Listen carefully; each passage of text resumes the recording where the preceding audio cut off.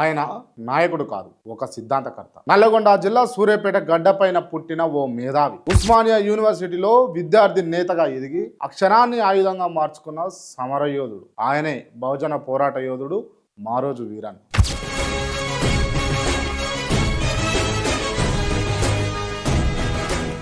విప్లవ పథంలో నడిచిన కుల వివక్ష లేని సమాజం కోసం తనదైన కొత్త పంతాను ఎంచుకున్నాడు. కుల నిర్మూలన జరగనిదే విప్లవం సాధ్యం కాదు అని గర్జించిన దార్శనికుడు మార్క్సిజం, అంబేద్కరిజంలను జోడించి బహుజన విప్లవం అనే కొత్త నినాదాన్ని ప్రజల్లోకి తీసుకెళ్లిన విప్లవ కిరీటం ఆయన. తెలంగాణ రాష్ట్రం అంటే కేవలం భౌగోళిక మార్పు కాదు, అది అణగారిన వర్గాలకు రాజ్యాధికం రావాలని కలలుగన్నారు. తెలంగాణ మహాసభ ద్వారా ప్రత్యేక రాష్ట్ర కాంక్షను పల్లె పల్లెకు తీసుకెళ్లేడు. పదవుల కోసం కాకుండా పీడిత ప్రజల ఆత్మగౌరవం కోసం అలుపెరగని పోరాటం చేసిండు మారోజు వీరన్న. చివరి శ్వాస వరకు బహుజన రాజ్య స్థాపన కోసమే పరితపించిండు. ఆయన భౌతికంగా మన మధ్య లేకపోయినా ఆయన రగిల్చిన సామాజిక చైతన్యం నేటికి ప్రతి బహుజన బిడ్డలో సజీవంగానే ఉంది.